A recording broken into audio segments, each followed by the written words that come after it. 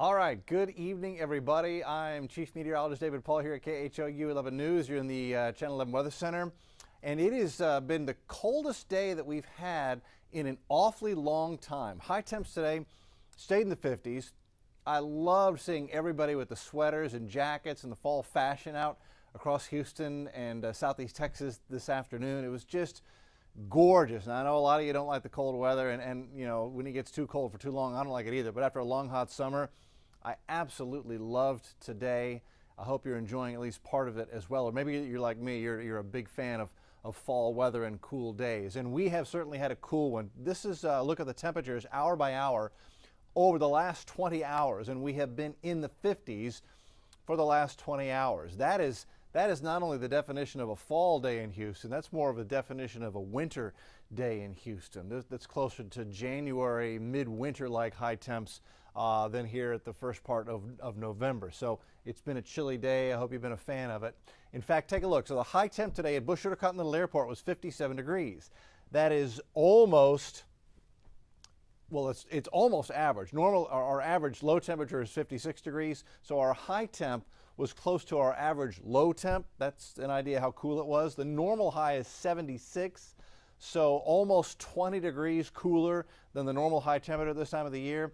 And we haven't been this chilly in the afternoon. In other words, high temps only in the 50s. We've not been there since February 19th. Now, you remember what happened last February. Earlier in that month, as we got into the 12th, 13th, 14th, 15th, we had that gigantic freeze that knocked out power to the state of Texas.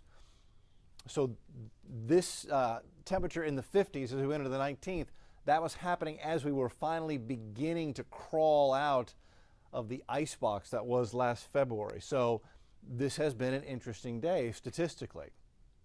And take a look at this. So this is a look at infrared. It's tough to see it. We'll look at visible in a second. But on infrared satellite tonight, if you look carefully right here, that's the back edge of the clouds. We've been cloudy all day, kept the sun out. That helped us stay in the 50s today. But the back edge of the cloud deck is now pushing south, and we will see clearing across Houston later tonight. We're seeing it in our northern counties right now. That's important because as we lose the clouds, we lose the blanket, and that's going to help us get cold tonight. This is the visible satellite going back 6 hours. Come in, visible satellite. Come on. Let me try to reload it one more time. But this has a better look at the clouds as they're trying to clear out. Let me see if it'll load in here. No, it's not going to load for me. So here's what this means for temperatures tonight. Coldest night we've had so far this season. This is tomorrow morning at 7:30. Computers have Bush at 43. I'm taking us down to about 44, 45, but computers are now coming in a little colder. So 43 at Bush. This is Friday morning. Pearland 43. Galveston at 54. The surf temperature is about 68 degrees. That's why right along the immediate coast you're a little warmer. Pasadena 44. Dayton, Liberty, you guys go down to 40. Tomball 42. So everybody in Houston, Harris County, mid to low 40s. But look at the 30s predicted here for College Station and Huntsville. So definitely more winter-like temperatures coming in overnight tonight. Now, tomorrow afternoon is going to be gorgeous temperature-wise, mid to upper 60s with sunshine. Gorgeous day in Houston. Friday is going to be one of the most beautiful days we've had over the last several months. And then we're going to get a little colder going into Saturday morning. This will be the coldest morning of the bunch. What are your plans Saturday morning? I don't have to do this anymore because my kids are older, but I used to be the soccer coach of the little kids. Oh man, we always have the early game. That 8 o'clock game can be a cold start. So you'll want to bundle up Saturday morning. Pearland 41, Bush 42, Dayton, Liberty 39, Huntsville 38, Brenham 37. Cold. I usually reserved the use of the word cold for 30s, but we've got it across parts of our northern counties going into Saturday morning. So that's the coldest morning of the bunch. Fall has certainly arrived, more like winter. Why is it so cold? It has everything to do with the jet stream. That's why we look at it almost every night. You get a dip or a trough like that in the jet, and it just kind of opens the door. Even though these are the winds at 34,000 feet, it opens the door for surface winds. It encourages the surface winds, says, hey, come on down. And they fill in that trough with that cold air, and it's reached all the way down to the Gulf of Mexico this evening, and that's why we're getting this chilly, I almost said Arctic. This is not Arctic air. It is partially coming out of Canada. Really, it's more Rocky Mountain air. They had snow in the Rockies the past week, and so We're getting some of that snow-covered air being pulled out of the Rockies.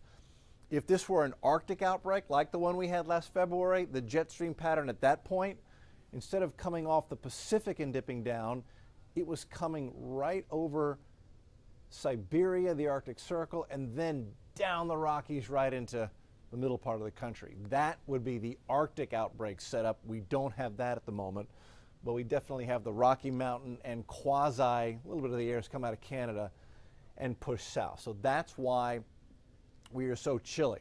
So take a look at how this progresses. We go into the weekend and look, instead of a big trough, we get a ridging pattern that dominates.